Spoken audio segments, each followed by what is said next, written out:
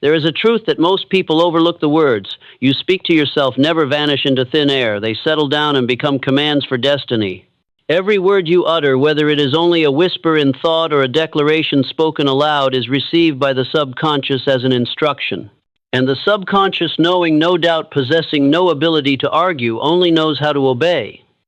You may think that the morning complaints, "I'm so tired today, will surely be difficult," are nothing but fleeting emotions. In reality, they are signals you have just transmitted to set the rhythm of the entire day. Words create states, states lead to actions, and actions produce results. A single negative statement triggers a chain reaction that drags you into failure without your awareness. On the contrary, the one who knows how to command inner words possesses the key to a different door. When he tells himself, "I am strong enough to face this day," his body and mind immediately respond like an army, receiving a clear order. Focus emerges, energy rises, actions gain direction, and reality begins to bend according to the affirmed words. Inner speech is the chisel striking upon the stone of the subconscious. Each strike engraves a belief, an image, a command. That stone does not ask whether it should accept or not. It simply records. The real question is, what are you engraving on it? Strength or weakness, faith or doubt, light or darkness? In every civilization, people have believed that words carry a sacred essence. Religion calls it prayer. The sage calls it self-talk. Modern science calls it neural signals. Though the language changes, the essence remains the same. Words activate the mechanism of self-fulfillment. Whatever you declare, body and mind begin searching for ways to make it real. Observe an athlete before a competition. He never mutters, "I might lose, I probably can't handle it." He says to himself, "I am prepared, I will surpass my limits." These commands pump adrenaline into the blood, expand the lungs, tighten the muscles, and awaken hidden strength. If an athlete dares to plant the seed of defeat within himself, then the loss is sealed before the whistle even sounds. In daily life, this mechanism works with the same precision. The one who constantly complains of poverty keeps sowing "I don't have," and his whole world turns into proof of that statement. The one who affirms "I am on the path to wealth" gradually encounters opportunities, relationships, and ideas that validate the affirmation. The outer world, in the end, is nothing but a mirror reflecting the voice within. The difference between success and failure does not lie in starting points, but in the nature of the dialogue within one's mind. A person who keeps saying, "I'll try, but it's probably too hard," has already planted the seed of doubt from the outset. Another person with the same starting point says, "I will do it because it is my path." One sends out a weak frequency, the other transmits an iron command, and the universe, without bias, only responds to the signal it receives. Never underestimate a single word. It is like a seed planted in the soil. You say, "I can't," once, the subconscious records it and then begins to look for evidence to reinforce it. It makes you feel tired, directs your eyes only toward obstacles, and steers you into avoidance. From one small word, an entire reality is woven, but you can also choose to sow another seed, "I will find a way." Instantly, your nervous system, intuition, and circumstances outside begin to cooperate in opening a path. The issue is not whether you speak or not, but what you are saying. You cannot avoid self-talk. Even in silence, you are constantly broadcasting signals in your mind. There is only one choice. Either you control it, or it controls you. Inner words are a double-edged sword. They can open the road to victory or cut off your wings. A person never fails because of circumstances before failing in words. The first collapse always happens inside. When he says, "I have already lost the battle," in life is nothing more than the ceremony completing that declaration. Therefore, the beginning of every great change does not lie in how many skills you acquire or how many resources you accumulate, but in how you change the dialogue with yourself. Adjust one sentence, and the entire direction shifts. Replace "I will try" with "I will do," and you have crossed the line between dreaming and acting. Replace "I can't" with "I will find a way," and you have abandoned the role of victim to step into the position of master. In every moment, imagine you are commanding a mighty army, your very own subconscious. If you speak to it in a trembling tone, the army scatters. If you deliver your message with firmness, it immediately aligns its ranks and marches forward. That army does not distinguish truth from falsehood. It only executes. Therefore, be cautious. Every word is a command, every sound a slogan, every whisper a strategy of destiny. The power of inner speech is not a romantic idea. It is a law governing the mind, just as gravity governs the material world. You may ignore it, but you cannot escape its effect. You may deny it, but your life has already been and continues to be the precise result of the words you nurture within. From this moment, face the truth. You are the architect of words, and every inner statement is a brick that builds or destroys. Whether the house of your life stands firm or collapses, no one else but you decides through the very voice you whisper each day. If this video inspired you, hit that like button to spread the positive energy and subscribe to the channel so you never miss out on life-changing insights. But don't stop there. I want to hear from you. Comment below and share your biggest takeaway or the one step you're committing to today. And make sure to turn on the notification bell because the next video will reveal powerful strategies to break your limits and unlock your best self. We're building a community of action takers and dreamers, and I want you to be part of it. Every destiny is written from the smallest of words. Sometimes it is only 2 words, yet enough to open a door or lock away an entire life. I will try a phrase that seems harmless is in fact the seed planted in the soil of doubt. While it is mine, a decisive affirmation is the command that builds an empire of belief. People often mistake the great difference as lying in circumstances, resources, or opportunities. But in truth, the distance between success and failure is often contained within how we converse with ourselves. A person who says, "I will try to overcome," has already hidden an escape door within that statement. He leaves room for quitting. He plants in the subconscious a signal that failure may be acceptable. And the subconscious, absolutely loyal, begins preparing the script of defeat. In contrast, another person says, "It is mine, I will do it," and in that instant he severs the path of retreat. No more gap for compromise, no more space for hesitation. That is the voice of sovereignty. The subconscious receives the command and has no other choice but to summon every resource to bring it into reality. Look at the language of the great figures. None of them ever said, "I will try to change the world." They said, "I will change the world." None of them mumbled, "I will try to rise after failure." They declared, "I will rise because failure has no right to hold me down." Each of their words was not a suggestion but a command. And it was that very command which created an atmosphere of belief, attracting the people, opportunities, and circumstances necessary to fulfill the declaration. Try is the cloak of cowardice. It may sound humble, cautious, but in truth it is a compromise with failure from the very beginning. When you say, "I will try," you have bargained with yourself that if you do not succeed, it is also fine. Thus, the flame of determination is extinguished with a cold splash of water before it can ignite. In contrast, "It is mine" leaves no room for negotiation. It is the affirmation that the result has already been decreed. And when belief is declared as truth, reality is forced to shift in order to adapt. In business, someone who enters the marketplace saying, "I will try to start a business," often cannot withstand the first gust of wind. For when hardship strikes the keyword, try immediately becomes the excuse to retreat. But one who enters saying, "This business is mine, success is mine," will return, even after many collapses, because in his mind the outcome has already been regarded as certain. The difference does not lie in intelligence, but in the tone of inner dialogue. In relationships, someone who says, "I will try to change myself," often walks only a few steps, for in the subconscious change is not mandatory. But the one who says, "I change because I have decided already," shifts energy the very moment the words are spoken. They walk as if the road were already paved, and each choice thereafter follows the direction of the original command. Try plants the seed of doubt. And doubt is the most insidious enemy, for it does not come with a roar, but with a reasonable whisper.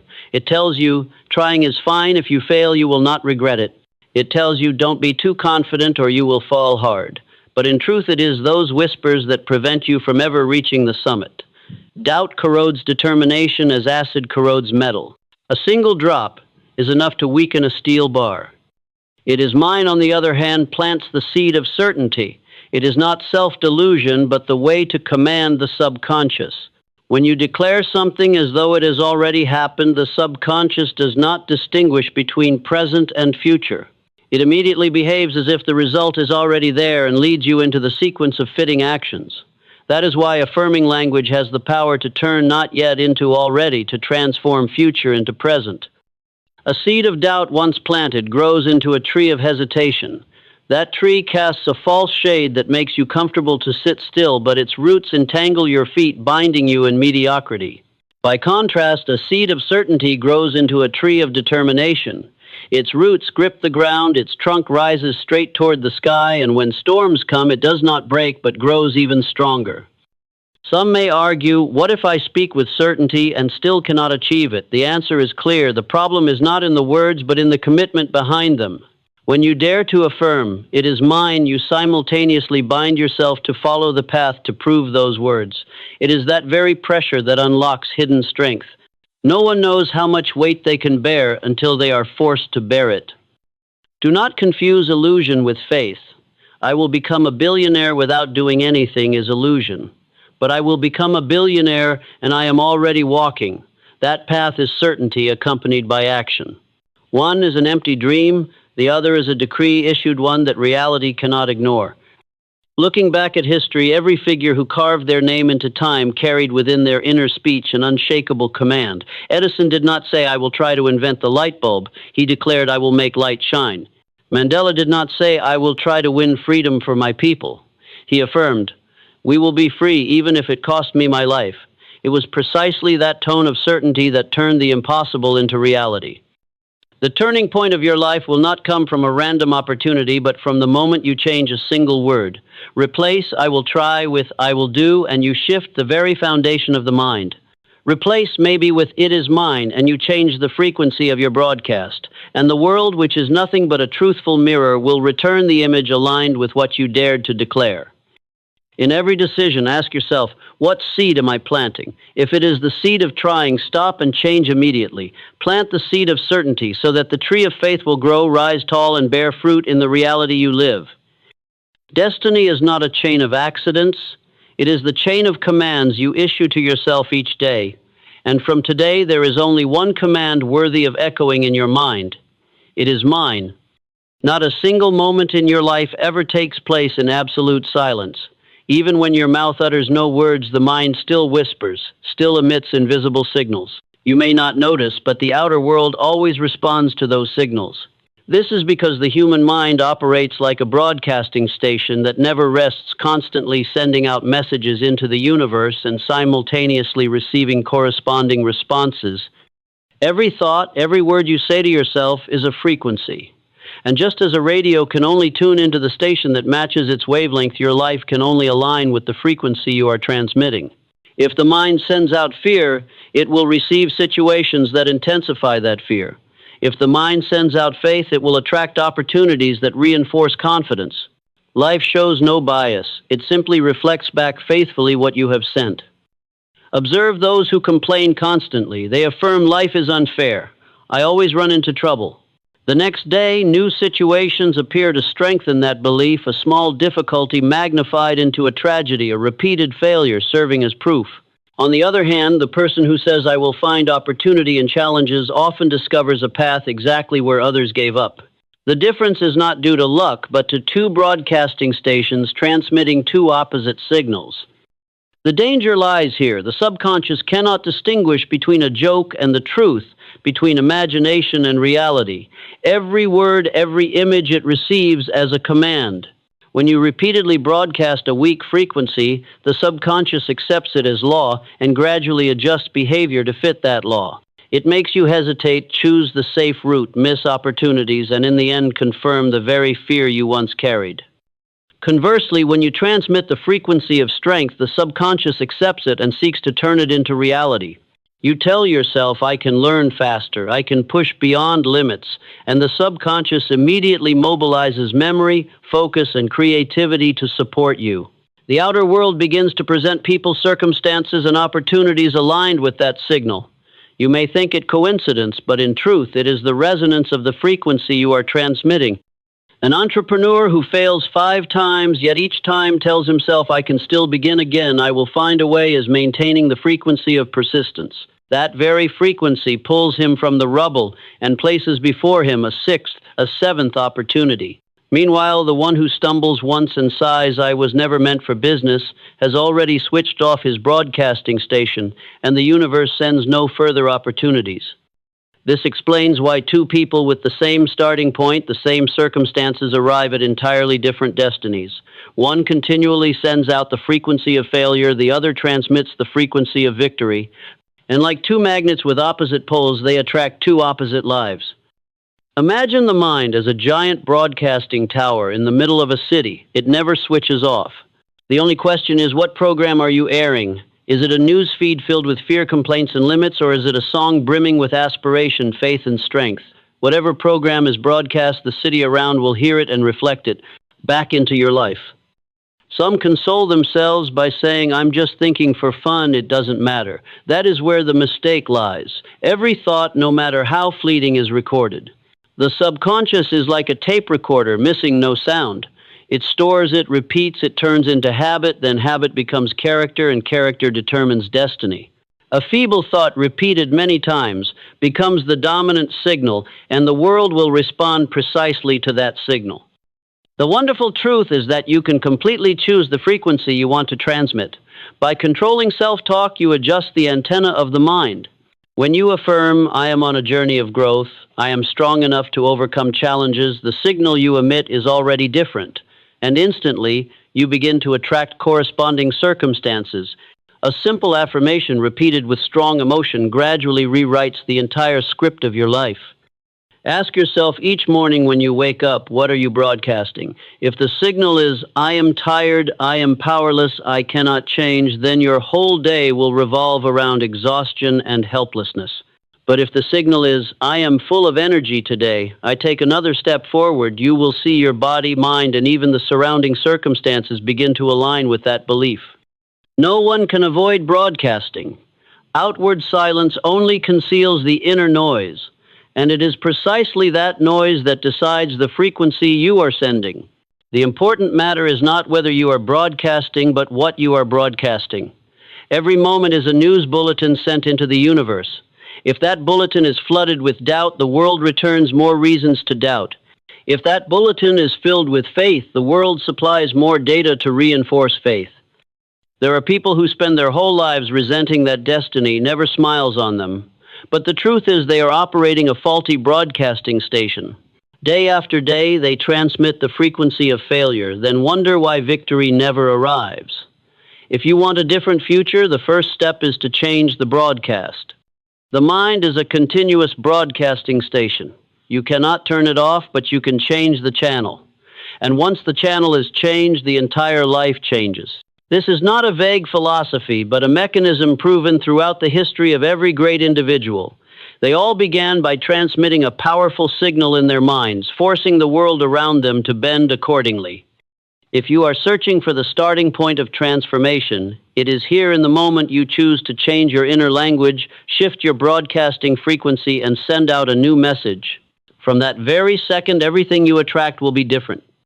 There is no faculty within man more loyal than the subconscious. It does not oppose, does not argue, does not analyze right or wrong. It only knows how to obey. Whatever command you plant within it, it will execute with full power, whether that command lifts you up or pulls you down. The subconscious is like a gigantic machine, silent yet full of power. Your conscious mind is merely the operator, while the subconscious is the engine that runs the system. The issue lies here. The operator often does not know which buttons they are pressing. You say, "I can't," that is a command button. You whisper, "I will try," that is another command. The machine receives the order, asks no questions, and immediately begins carrying out the corresponding program. When you tell yourself, "I am tired," the subconscious instantly adjusts energy to validate the feeling of fatigue. The body grows heavy, eyes dull, every task ahead turns into a burden. When you say, "I am full of vitality," the subconscious likewise executes, pumping hormones, expanding breath, making every cell respond as though energy truly were flowing. You do not need to persuade it, you only need to command. It does not distinguish between real or false, it only knows submission. That is why every word of your self-talk is an order issued to an invisible army, and that army never rebels. The problem is not its strength, but the quality of the orders you send. A general who issues the wrong command, the more loyal the army, the greater the disaster. The subconscious is the same. Its absolute loyalty can make you a victim if you are not vigilant. History has proven countless times people do not fail because they lack resources, but because they self-destruct from within. A student who tells himself, "I am bad at math," imprints that into the subconscious as truth. The result: concentration drops, interest dies out, memory blocks, and poor grades appear as proof reinforcing the initial prophecy. In contrast, the one who says, "I will find a way to understand math issues," a command for the subconscious to expand its capacity for learning. Gradually, new pathways to approach the subject begin to appear. In every field, this mechanism holds true. The person who says, "I am not cut out for business," will only see risks, only hear stories of failure, only feel fear. The one who affirms, "I will succeed in my own way," filters from the chaos of the world only the signals leading to opportunity. The subconscious is the filter. It filters according to the command. This explains why two people facing the same event can react completely differently. One sees failure as proof of worthlessness. The other regards it as valuable data to refine strategy. Both are correct in the way their subconscious has been programmed. One issues the order, "I am powerless." The other commands, "I have learned something new." The subconscious obeys, and from there destiny splits into two paths. You cannot negotiate with the subconscious. It does not listen to logic. It only receives orders through language, images, and emotion. That is why the words you choose in self-talk matter more than any long-term plan. A grand plan will collapse if inside you are repeating commands of failure. Conversely, even an ordinary plan can succeed brilliantly if backed by definite, clear, and continuous commands. Picture this: you are the commander standing on a high tower, and the subconscious is the army of millions below. You command advance, they march forward together. You shout retreat, the whole army scatters. Not one of them asks, "Is this order reasonable?" They only act. If you issue conflicting commands, sometimes advance, sometimes retreat, the army falls into chaos, loses direction, and ultimately loses the war. Your mind works the same way.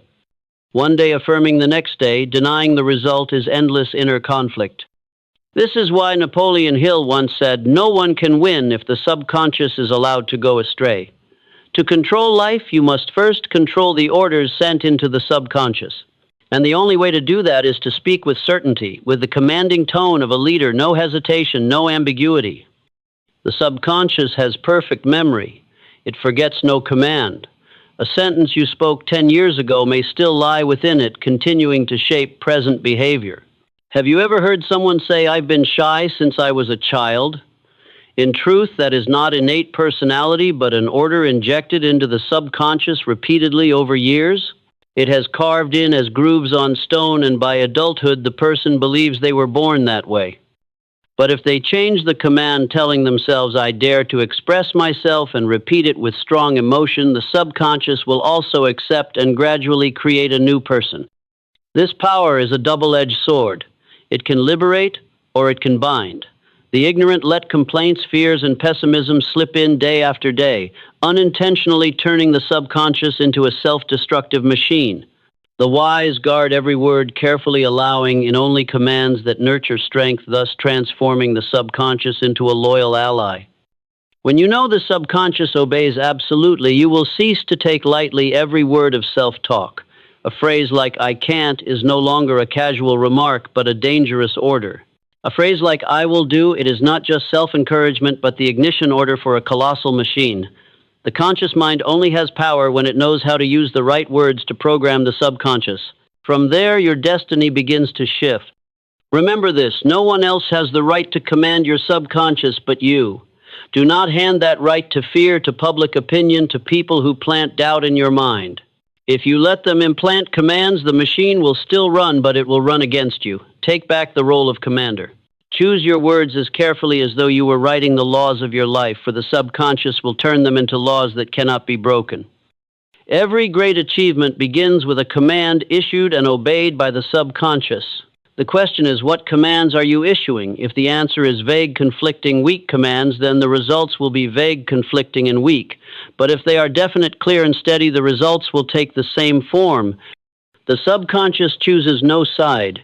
It does not distinguish whether you command light or darkness. It is only loyal to the strongest, most repeated voice.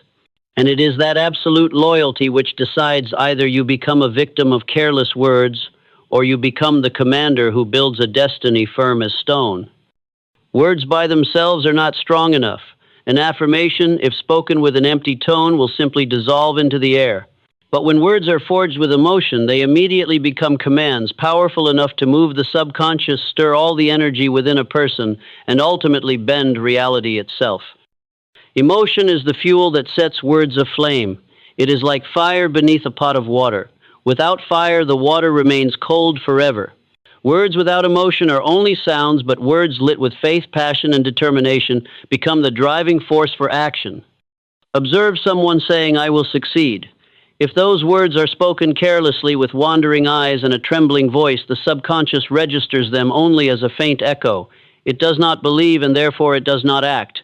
But with the very same words, if they ring out with blazing eyes, a resolute tone, and a body full of energy, the subconscious instantly treats them as law and begins to unleash its full power to make them reality. Emotion creates vibration. The subconscious does not understand complex reasoning, but it is awakened by emotional vibration. Each time you affirm with fervor, that vibration engraves itself into the subconscious like a chisel striking stone. Once is not enough, but repeated many times with high intensity, the stone of belief is gradually carved into form. Conversely, indifference turns every word into rotten wood. A person may memorize hundreds of positive affirmations, but if they recite them mechanically without attaching emotion, those words remain soulless sounds. It is like reciting prayers without presence, mouth moving but mind untouched. The subconscious dismisses it as noise and quickly discards it. This explains why great leaders, great orators always combine words with intense emotion. When Churchill said, "We shall fight on the beaches, we shall never surrender," he was not merely reading a speech. He infused every word with the anger, pride, and iron will of an entire nation. It was that emotional intensity that made his words resound, etch themselves into the minds of millions, and turn into a unifying force. On a personal level, the principle is the same. When you say to yourself, "I will overcome," let your whole body participate. Speak in a firm tone, breathe powerfully, even clench your fist. Emotion does not come only from the mind, it is also awakened through the body. When body and mind align, emotional intensity multiplies and the subconscious cannot ignore it. Emotion is also the adhesive that turns belief into habit. A positive affirmation, if repeated dryly, hardly imprints deeply. But if each repetition is accompanied by excitement, passion, or the fierceness of a vow, then in a short time, the subconscious accepts it as truth. When belief is bonded with emotion, it cannot be easily replaced. Yet it is crucial to distinguish between explosive emotion and directed emotion. Explosion is like straw fire, burns hot and dies quickly. Directed emotion is the steady flame, persistent, continually fueled. Explosion may help you shout in a moment. Direction helps you sustain resolve through the months and years. That is why the essential skill is learning to create stable, consistent emotion rather than relying only on fleeting bursts of excitement. One of the most effective ways to generate emotion for words is vivid visualization. When you say, "I am living a successful life," imagine every detail: the home, the work, the freedom, the happiness.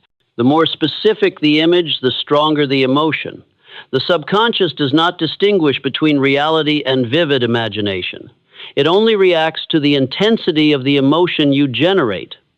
This is also why grateful people often live happier lives. When they say, "I am grateful for life," they are not merely repeating words. They are attaching to them the genuine emotion of gratitude. That vibration makes the subconscious record the state fully, and the world outside responds with even more reasons to be grateful. Pay attention to how you speak about yourself. If your affirmation comes out with a sad tone, the dominant emotion is not belief but lack. The subconscious clings more to the emotion than the words. Thus, it is not only important what you say, but equally with what energy you say it. A weak affirmation can be overshadowed by the negative emotion attached, and the effect immediately reverses. Emotion is also the element that makes a command become law rather than just a suggestion. A soldier who receives an order from a hesitant commander will hesitate. But if he receives it from a general whose voice is firm, eyes bright, presence commanding, he will obey without doubt. Your subconscious works the same way. It does not hear words alone, but the emotion behind them. To fully harness this power, you must discipline emotion as you discipline words. Do not let yourself be dragged by unconscious moods. Learn to actively create emotions that support your words.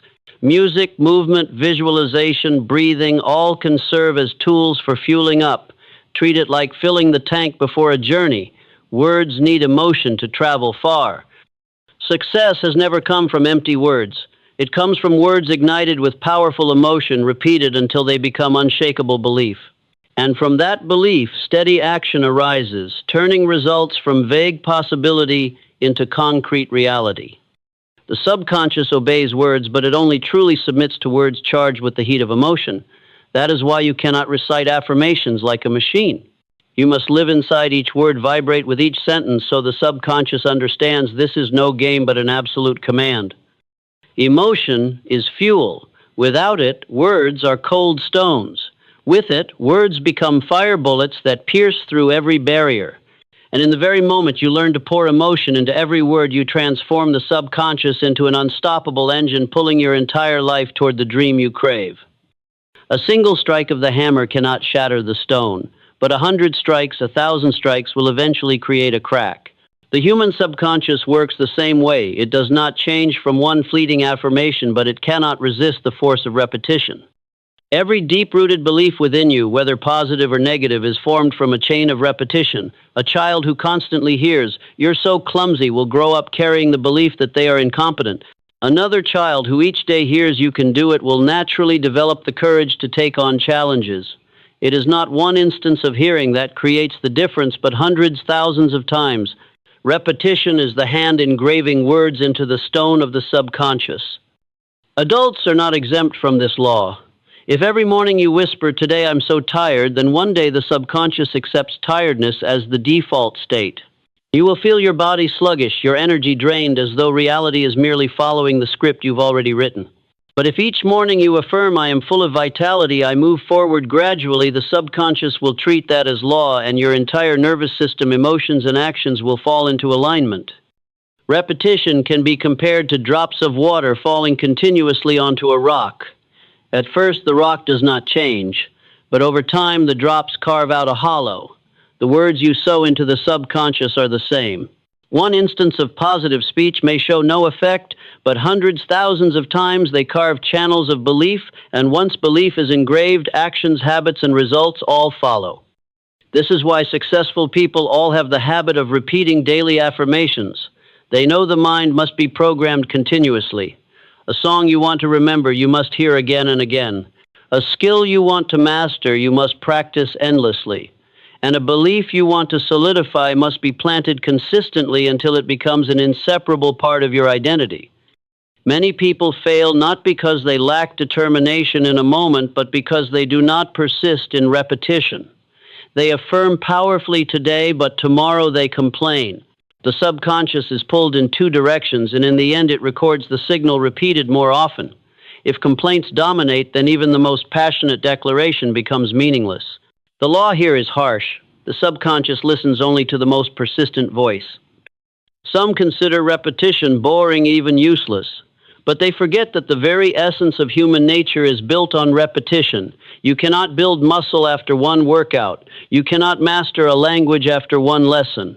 And you cannot develop ironclad belief after one affirmation. Great transformation is never the product of a momentary burst. It is the result of steady, consistent drops over time. Observe bad habits. No one becomes addicted to their phone after one scroll.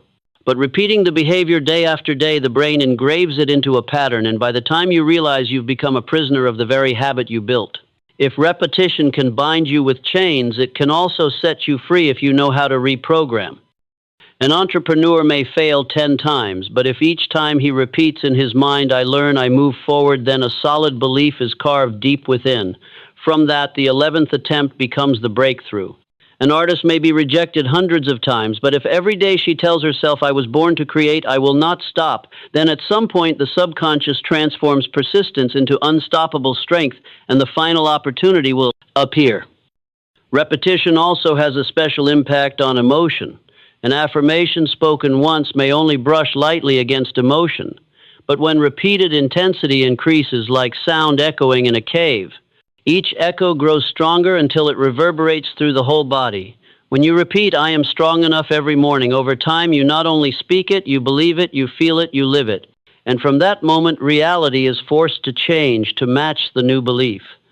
One unchanging principle repetition turns the random into the permanent. A signal you transmit once may vanish, but a signal transmitted continuously will shape the atmosphere in which you live. Complain continuously, and your life fills with gray clouds. Affirm continuously, and the light of belief gradually pushes out the darkness. Repetition is not just a method, it is the only road to transformation. Those who dismiss it often quit midway. But those who persist understand that every repeated word is another strike against the stone every day, another step forward, and eventually the very rock of destiny must take on a new shape. So never underestimate the practice of repeating an affirmation each day.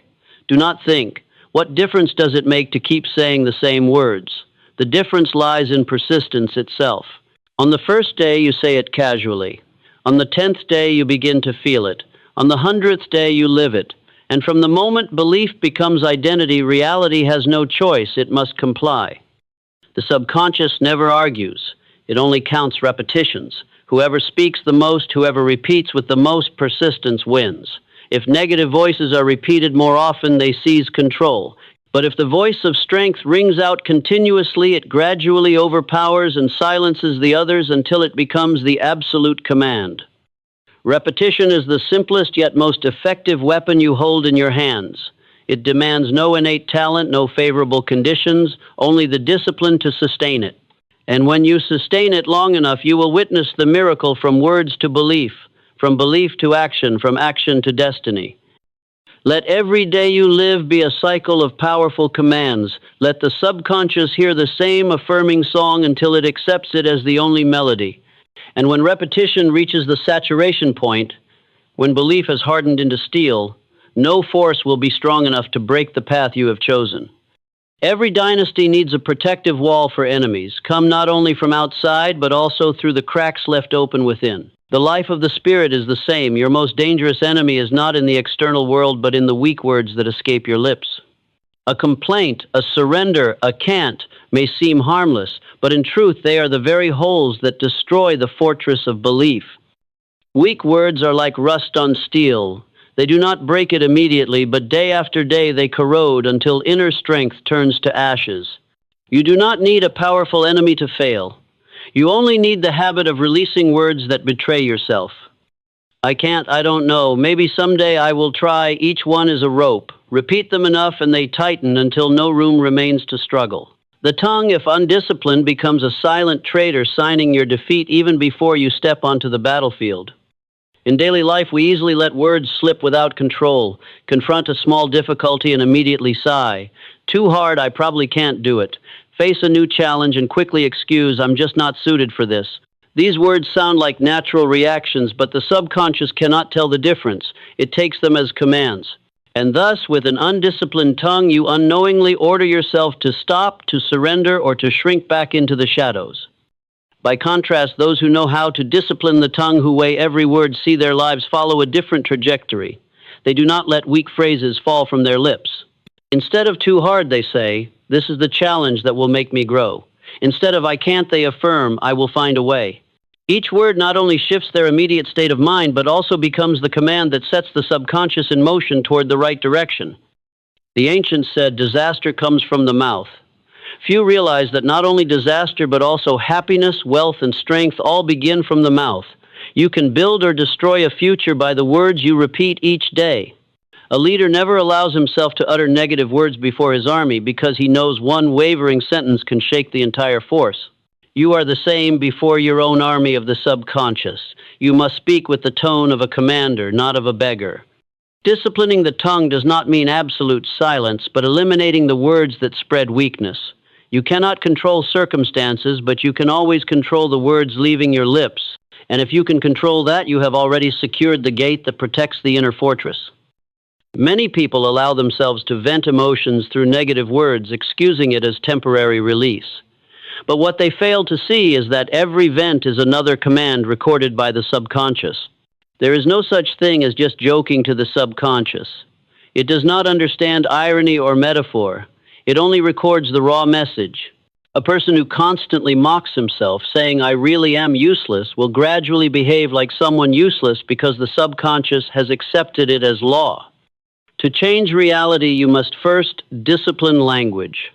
Train yourself to listen to your own words. Each time a weak phrase is about to slip out, stop it. Replace it immediately with a strong affirmation. Replace "I don't know how" with "I am learning how." Replace "I'm too tired" with "My body needs more energy and I will give it." At first, the replacement may feel forced, but gradually it becomes a new instinct. And when words change, destiny pivots with them. Some think that controlling speech too strictly will make them unnatural. But remember, without discipline, the tongue naturally becomes a destroyer. Nature does not always equal correctness. Weeds grow naturally, but to have a garden, you must pull weeds, prune, and sow. Words are the same. Only when disciplined can they bloom into strength. The tongue, when trained, becomes an invaluable weapon. It can build momentum, plant belief, and transmit energy to yourself and to others. A single sentence can lift the spirit of an entire group. One affirmation can unlock dormant potential. But that same tongue, if undisciplined, can kill desire, extinguish will, and push you into the darkness of failure. To discipline the tongue is to discipline destiny. Every day you have hundreds, thousands of chances to speak to others, to yourself. Each instance is an arrow released. A weak arrow sinks into sand. A sharp arrow pierces the target. The quality of your life in the end is the sum of those arrows. Turn your words into an iron wall, allowing no weak voice to escape. Let every word you release be a brick in the fortress, not a crack. And when you hold to this discipline, you will notice the difference: a stronger spirit, more decisive action, and clearer results. The subconscious obeys words, emotion fuels words. But it is discipline of the tongue that is the gatekeeper, deciding which commands the subconscious receives. That gate must be guarded strictly, for one slip, and the enemy of weakness will sneak in to sow the poison of doubt. One "I can't" is a drop of poison. One "I will" is a dose of strength. Choose the medicine you will take each day. That choice belongs to no one but you, and it begins with disciplining the tongue.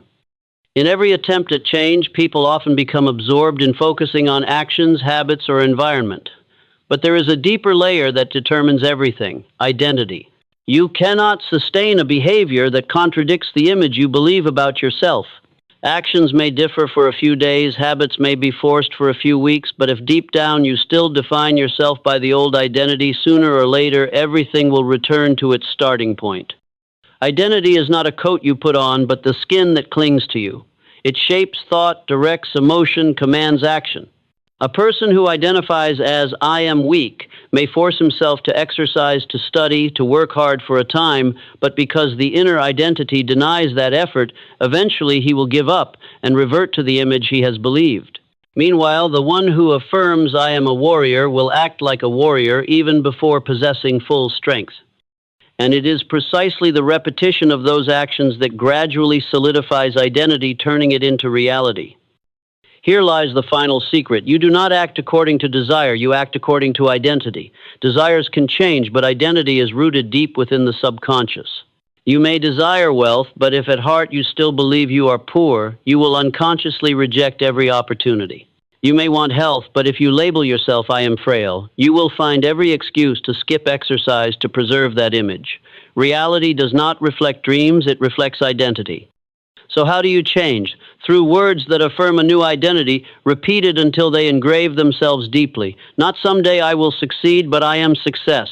Not "I will become more confident," but "I am confidence." Words in the present tense turn aspirations into inner reality, and the subconscious, absolutely loyal, immediately acts as though it already exists. You may argue, if I am not yet successful, wouldn't saying "I am successful" be dishonest? No. It is the way you issue orders to the subconscious. Outer truth is only the delayed result of what has already been planted inside. When you affirm "I am success," you are not denying the present. You are laying the foundation for the future by redefining identity starting now. Remember that identity always triumphs over behavior. If you see yourself as a smoker, you may try to quit, but the sense of lack will pull you back. But if you redefine "I am healthy, I do not smoke," then every breath reinforces the new identity and quitting becomes natural. Identity is the root action, only the branches. If you want to change the canopy, change the root. Every great leader began with a declaration of identity. I am the liberator of my people. I am the one who ushers in a new era. They did not say, I will try to become. They said, I am. That identity not only lifted them, but drew entire crowds to believe. For when someone speaks from the deepest level of identity, their voice carries an irresistible force. A new identity cannot be born from waiting. It only appears when you dare to sever from the old definition. In a single moment, you can declare, I am no longer a procrastinator, I am a man of action. That statement, if repeated with resolve, becomes the cut that separates the old self from the new. And once the line is drawn, you are compelled to live up to it. But caution is necessary. Identity can become a prison if you unconsciously choose the wrong one. The person who keeps saying, I am unlucky, will imprison himself in chains even though countless opportunities for happiness surround him. The one who repeats, I can't do anything, will block every forward action. The subconscious does not argue. It only executes. That is why you must consciously choose identity as though choosing the only path leading to destiny. Do not wait for proof before you affirm. Affirm first with words, with visualization, with emotion, and let actions and results align in time. Edison did not wait for light to appear before calling himself an inventor. Because he believed he was an inventor, he had the perseverance to experiment thousands of times. If he had defined himself as a failure, he would have stopped after only a few unsuccessful trials. The power of identity lies in this: it makes every small daily choice consistent. A person who defines himself as healthy will choose proper food without strain. One who believes I am disciplined will rise early without inner debate. Once identity is clear, action becomes the natural continuation, not a forced effort. Identity is the final secret because it is the deepest layer where all change begins and ends. Dare to ask yourself, how do I define myself? What identity am I living by? If the answer is a weak identity, erase it at once. If it is a strong identity, repeat it, strengthen it, and live it every day. Destiny is not written by scattered deeds, but by the identity you affirm daily. That is the eternal foundation. Once you declare, I am success, I am strength, I am unstoppable, the outer world, whether it wants to or not, must reflect exactly that image.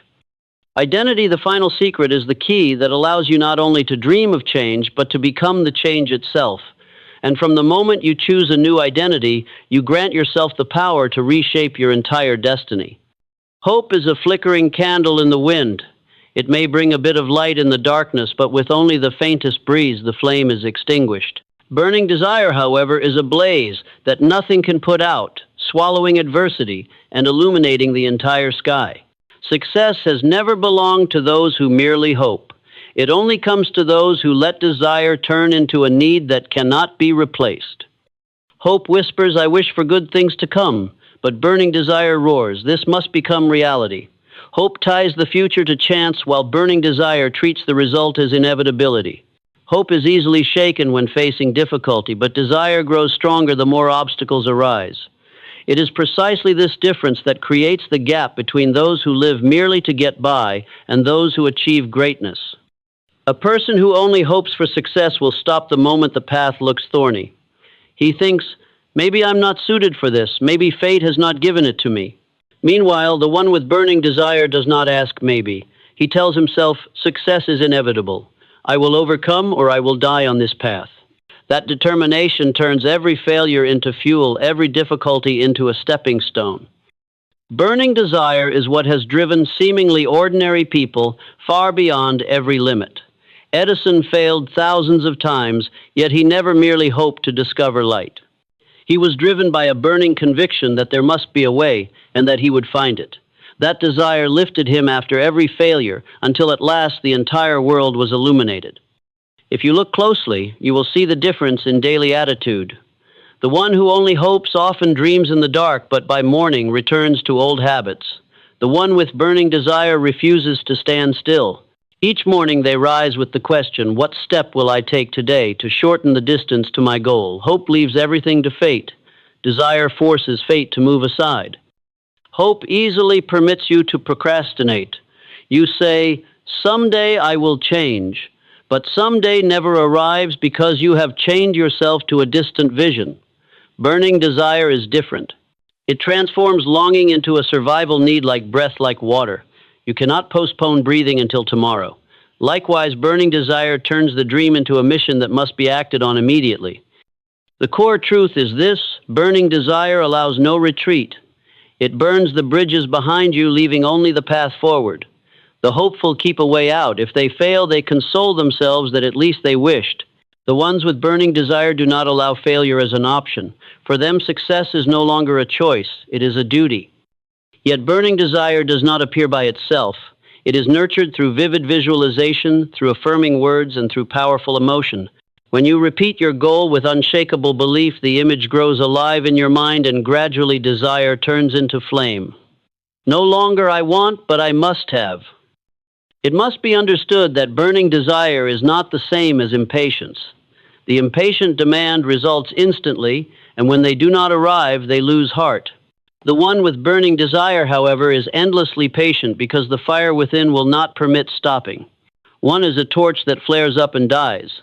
The other is a fire that consumes all delay, burning steadily through the years. Burning desire also has a miraculous quality: it spreads. A person living only with hope rarely inspires others because even they do not fully believe in their dream. But someone with burning desire enters a room and their eyes, voice, presence already make others feel a powerful pull. Their inner fire ignites the surrounding candles. If you want to measure how serious you are about your goal, ask yourself, do I only hope to achieve it, or do I see it as something I must have? If the answer leans toward hope, you will find yourself making excuses, stopping often. If the answer is burning desire, you will see that you have no choice but to move forward, no matter how thorny the path. Remember, fragile hope may make you smile for a moment, but burning desire is the engine that pulls you through the coldest winter. Hope is the whisper of night. Desire is the call that awakens you each morning. Hope dreams in sleep. Desire forces you to act in waking life. The world does not belong to those who sit and dream, but to those who turn dreams into commands. And commands only thunder forth when desire has burned so hot that no room remains for hesitation. From that moment, the universe must make way, for the heat of burning desire cannot be ignored. You may continue to keep alive the candle of hope, or you may ignite the fire of burning desire. One waits for a miracle. The other becomes the miracle. That choice will determine the entire trajectory of your life. Desire is the spark, perseverance is the wind, and action without bargaining is the hand that carries the fire through the stormy night. Without one of the three, the flame will die out. Desire without perseverance is nothing more than a short-lived burst. Perseverance without action is meaningless endurance. An action, if it still involves bargaining, will quickly turn into half-hearted effort, leaving scattered results that cannot transform a life. Let us begin with desire. Without the inner fire, you cannot go far. But desire, if it remains only as the initial blaze of emotion, is not enough to last the long journey. Countless people have shouted great vows on the first day only to collapse at the first hardship. That is because they never managed to turn desire into the second quality, perseverance. Perseverance is the ability to stand firm when all the winds around you howl for you to stop. It is not excitement, but a smoldering determination repeated day after day. The perseverant person is like a small stream of water dripping steadily onto a rock.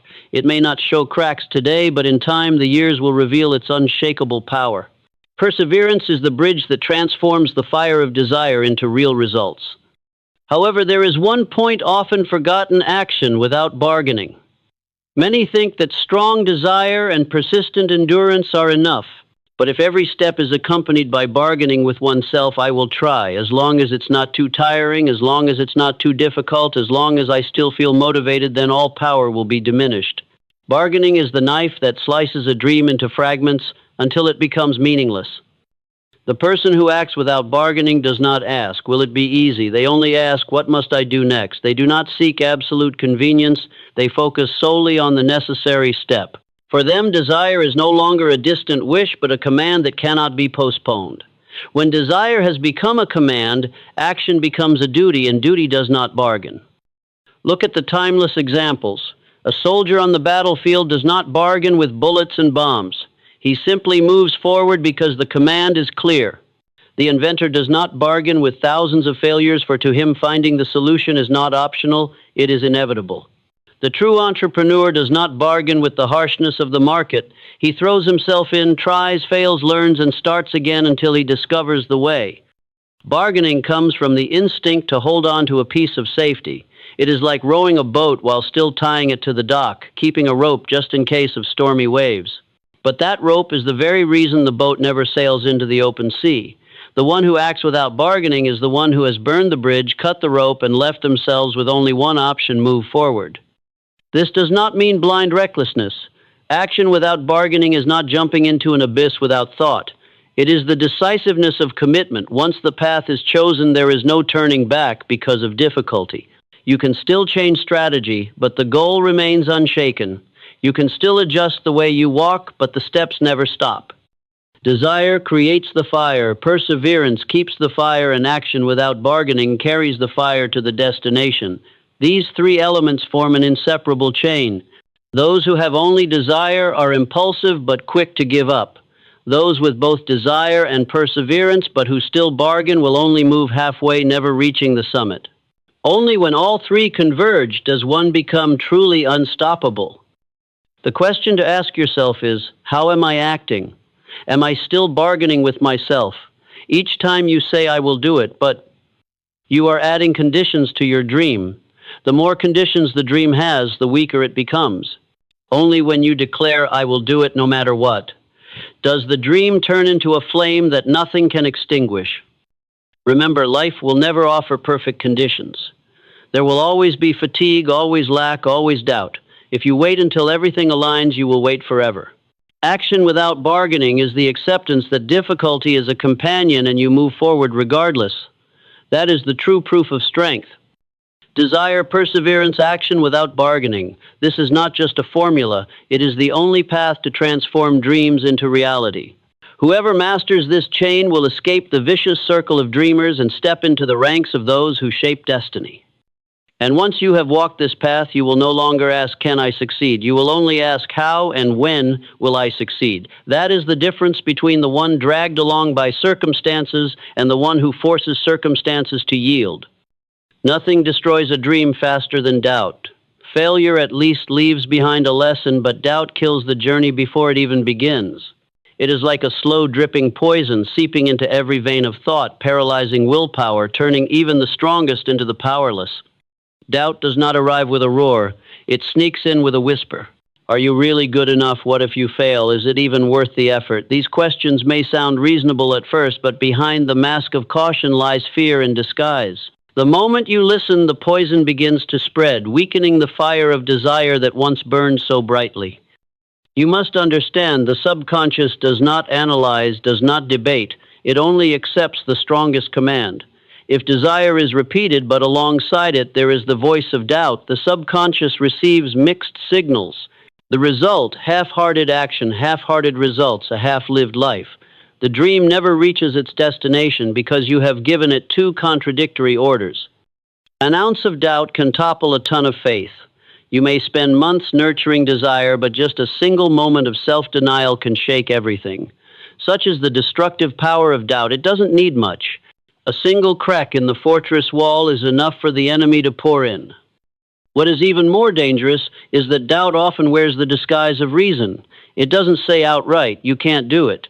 Instead, it says, "Wait for a better time. Don't dream too big. Be realistic." On the surface, these sound like wise counsel. But the realism that doubt speaks of is nothing more than a cage of safety, keeping you trapped in the familiar zone where there is no growth and no glory. Remember, no great path ever began with absolute certainty. Those who made history acted while others doubted them. They did not wait until proof was abundant to believe.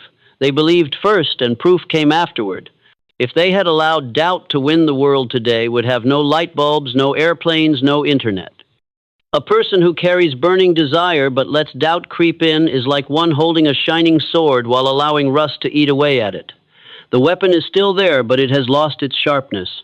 On the other hand, the one who protects their faith from every arrow of doubt keeps the blade sharp, forever strong enough to carve through every obstacle. So how do you neutralize this poison? The answer is decisive commitment. Decision is the only antidote to doubt. When you say, I will do it, I must do it, I already am that person, every gap for doubt is sealed shut. Hesitation is the gateway of doubt. Decisiveness is the steel door that blocks it. Train yourself to catch doubt the moment it appears and immediately counter it with a stronger affirmation. When doubt whispers, "You're not good enough," respond, "I was born to overcome."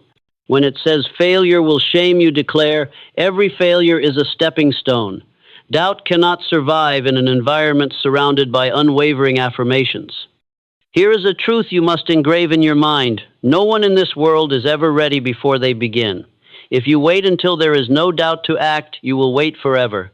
Successful people are not those who never felt doubt, but those who never allowed doubt to rule. They command their mind, "Even if doubt exists, I will still move forward." And that step forward crushes every whisper. See doubt as the invader, and you as the guard at the gate. Every "I can't" is an arrow from the enemy. Every "I will" is a shield you raise. This battle is not fought outside, but within your own head, every day, every hour. Whoever controls the words controls the fortress. Reality proves this. Many people do not fail because of a lack of talent or opportunity, but because they surrendered in their own minds. They never even fought the world before yielding to doubt. And the tragedy is that this surrender often hides under the names prudence or caution, but that so-called caution is merely a cloak covering fear. Conversely, those who dare to place absolute faith in their desire unleash an energy that nothing can extinguish. They know clearly better to fail in determination than to rot away in doubt. Better to fall on a great road than to remain safe in a narrow alley, and it is that choice which sets them apart. Doubt is the poison that kills dreams. Decisive faith is the only antidote. Every time you stand between two voices, one whispering fear, the other shouting certainty, choose the voice of certainty. For your dream needs only one crack to be killed, but it also needs only one strong decision to be saved. You cannot prevent doubt from knocking, but you can choose not to open the door. Let it knock until its hands bleed, while inside the fortress there is room only for faith, desire, and action. Then your dream will no longer be a victim, but an inevitable victory. Doubt is like a fog that covers your vision, making you falter even before the journey begins. But no cloud is strong enough to block a rising Sunday. The only light that can pierce through the darkness of doubt is decisive action and absolute faith. These are not two separate forces, but a pair that walks together. Decision is the door that opens, and absolute faith is the foundation that keeps you standing firm once you step through. A true decision is never a vague promise. It is the sword stroke that severs every path of retreat, the clear line that divides before and from now on. When a person decides, it means he has cut off all bargaining with himself. He no longer asks, "Should I or shouldn't I?" but only, "How do I make it happen?" Remember, without decision, even the greatest desires will die prematurely. A person who carries a mountain of dreams in his heart but never dares to choose a concrete step will remain stuck forever. Decision is the act that turns dreams into instructions. It does not wait for enough data. It does not need every condition to be perfect. It is simply the bold declaration, "I will do it no matter what happens." Yet decision is only the beginning. It needs something to guard it against headwinds, and that is absolute faith. Absolute faith is not the naive belief that everything will be easy, but the hardened conviction that no matter how hard it gets, the final result still belongs to you. It is what keeps a person from collapsing when failure knocks, when mocking laughter rings out, when the path turns darkest. Those who have never truly decided often say, "I will try," but try is only a half-open door for doubt to rush in. The one who decides says, "I will do it." And once affirmed, he gathers all intellect, strength, and emotion to prove it. The outside world has no choice but to react, because no absolute faith can ever be ignored. Look at those who changed the course of history. They did not wait for all conditions to ripen. They decided first, then let absolute faith guide them through every obstacle. Inventors, leaders, reformers all shared this in common. A decision so strong it left no retreat, and absolute faith so unshakable that every doubt became nothing more than a distant echo too weak to stop them. You can see the difference in daily life. A person who decides to train his body with absolute faith that he will achieve his ideal shape will not be easily defeated by temporary laziness or a few mocking comments. In contrast, the one who tries to exercise and hopes to lose weight will quit in the first week when no results are visible. Decision and absolute faith are the dividing line between consistency and inconsistency. Absolute faith has a special power. It makes the subconscious pour all resources into making what is believed to become real. When you affirm, "I will surely succeed," the subconscious does not analyze whether you are truly skilled enough. It begins searching for ways, drawing in data, opportunities, and strength to align with that command. But if you half believe and half doubt, the subconscious receives conflicting signals, leading to half-hearted actions and fragmented results. What keeps many people stuck is that they confuse decision with desire. Desire is an emotion. Decision is a command. Desire can change with moods. Decision, once made from the depths of willpower, becomes immutable. And when that decision is reinforced with absolute faith, it becomes an unstoppable force. You may ask, how do I build absolute faith when I don't yet see results? The answer: through repetition and emotion. Every day, reaffirm your decision with a decisive tone charged with powerful feeling. At first, you may not fully believe, but gradually the subconscious will take it as truth. And once the subconscious believes, both behavior and environment will bend to align. It is also important to note, decision does not mean rigidity in methods. You can change strategies, but never the goal. The path may twist and turn, but the destination is fixed. It is absolute faith in the destination that gives you patience to test many routes without ever giving up. In reality, many fail not because of a lack of opportunity, but because they never truly decided. They let themselves drift between two shores, half wanting, half fearing. That in-between is the perfect breeding ground for doubt. Only when you firmly declare, "I choose this path and I am certain the result is mine," can the poison of doubt be completely eradicated. Decision and absolute faith. This is the only antidote to doubt. Once you have taken this medicine, you will feel your mind clear, your path obvious, and every step stronger. No more nights of tossing between "can I," but only the busyness of finding "how will I succeed." You can continue living in the gray zone, letting doubt slice your dreams into pieces. Or you can choose the blazing light of decisive action and absolute faith. One path leads to endless delay, the other opens the door to an unstoppable destiny. And remember, once you have truly decided and believed, the universe begins to arrange the pieces. Opportunities, people, events all appear not because of magic, but because absolute faith makes you see them and seize them. Decision and absolute faith, this is the shift from dreamer to creator. And it is the final affirmation that no cloud of doubt can ever block the blazing sun of human will. Within every human mind exists a battlefield where thousands of thoughts, memories, emotions, and desires crowd together, each fighting for dominance. There are voices that whisper doubt, echoes of past failures, and fiery desires urging you forward. But in the end, only one voice is allowed to issue the supreme command. The question is, do you have the courage to seize that command, or will you let destiny drift aimlessly in chaos? The one who does not command destiny becomes a mere foot soldier of circumstance. When the wind blows, they bend with it. When storms come, they curl up in fear. When opportunity appears, they hesitate and let it slip away. In contrast, the commander of destiny is like a general on the battlefield, surrounded by danger, perhaps encircled on all sides, yet still boldly giving the order, "Advance." The army within the mind obeys, instantly acts, and breaks through every resistance. To become the commander of destiny is not to hold absolute external power, but to master the inner world. True power does not lie in titles, wealth, or the praise of the crowd, but in the ability to command your own words, emotions, and thoughts. He who can issue commands to himself never needs to beg the world. He who cannot command himself will forever live under the command of others.